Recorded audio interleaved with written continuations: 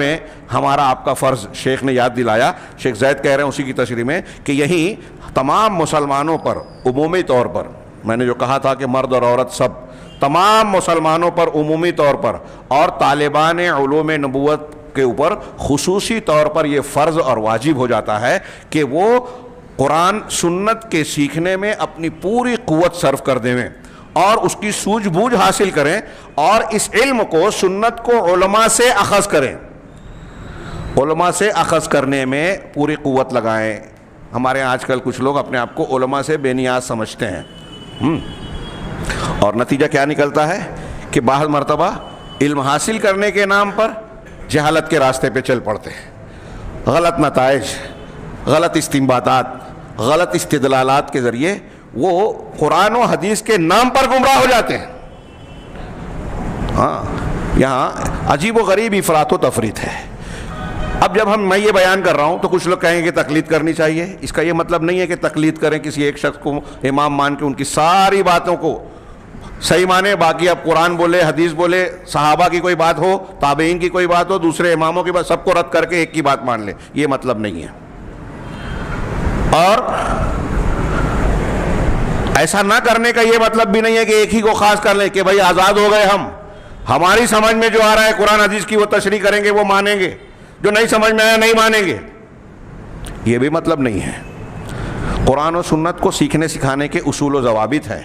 طالب اور استاذ، شیخ اور شاگرد کے بھی کچھ اصول و ضوابط ہیں اور بڑوں کی رہنمائی میں حق کی معرفت حاصل کرنا، سیکھنا اس کے طریقے ہیں.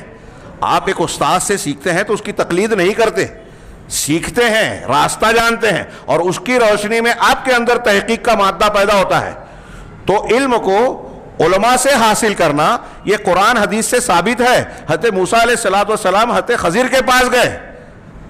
ہاں، حالانکہ حضرت خضر کا درجہ کئی اعتبار سے موسیٰ علیہ السلام سے کم تر تھا اور اس واقعے کو اہل تصوف بہت اپنے لیے جو ہے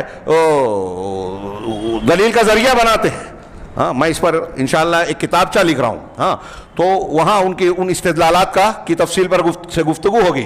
یہاں یہ بتانا مقصود ہے کہ یہ انبیاء اور اہل عہد اول سے یہ سلسلہ آ رہا ہے کہ علم کو جاننے، سیکھنے اور اس میں گہرائی حاصل کرنے کے لیے استاد سے سیکھنا چاہیے.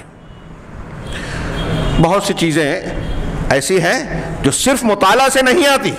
مطالعے کے ساتھ ساتھ صحیح مطالعہ، صحیح نتیجے کے اخذ کرنا، دلائل کا باہمی جو ہے اجتماع اور اس سے دلائل کو ملا کر اس میں ترجیح دینا، کس کو جو ہے فوقیت دی جائے، کون سا استدلال کیا جائے، استثنائی شکلیں کیا ہوگی، مجمل کیا ہے اور مفصل کیا ہے، مقید اور جو ہے عام اور خاص، مقید اور کیا کہتے ہیں مطلق، ان سب فرق کو جان کر دلائل کو ملا کر صحیح نتیجہ اخذ ہوتا ہے. ہمارے یہاں ایک صاحب نے کہا کہ بھائی ابھی 2-3 روز پہلے کسی نے سوال کیا کہ بھائی یہ بتائیے کہ بھائی قرآن حدیث تو ہم سب سمجھ سکتے ہیں، پھر کیا ضرورت ہے کہ ہم علماء سے سیکھیں. ہاں، تو میں نے ان سے ایک سوال کیا کہ میں جواب دوں اس سے پہلے یہ بتائیے کہ اگر ایک آدمی کو یہاں ہندوستانی قانون کی کتاب مل جاتی ہے، آئین کا ترجمہ، اور ایک عام آدمی اس کو پڑھ لیتا ہے اور جا کر یہ کہے کہ میں نے مطالعہ کر لیا ہے اس لیے میں جج بن سکتا ہوں، سپریم کورٹ میں کیس لڑنے کے لیے وکیل بن سکتا ہوں باقاعدہ پیشہ ورانہ انداز میں، تو کیا اسے یہ اجازت مل جائے گی، وہ جج کے لیے بھی سرٹیفائیڈ ہو جائے گا؟ کہا نہیں. میں نے کہا کیوں نہیں؟ پڑھا نا اس نے بھی. ایک وکیل LLB اور پھر جو قانون کی سیکھنے کے جو درجات ہیں وہ پڑھتا ہے، اس کے بعد وہ ہوتا ہے. وہی بات اس نے جو ہے بغیر اسکول کالج جائے بغیر استاذ کے پڑھ لی. تو دنیاوی اعتبار سے آپ اس کو کیوں نہیں اس کا اہل سمجھتے؟ ایک آدمی اگر طب کی کتابیں پڑھ لے تو ڈگری جب تک اس نے حاصل نہیں کی ہے اس کے دواخانے کھولنے پر پابندی کیوں لگاتی ہے حکومتیں، گورنمنٹس؟ میں نے بہت ساری کتابیں پڑھ لی اور دواخانہ کھول لیا، ڈگری حاصل نہیں کی. ہاں، پولیس پہ کوئی کمپلین کر دے وہ مجھے گرفتار کر لے گی کہ بھائی ڈاکٹر نہیں ہے اور دواخانہ چلا رہا ہے.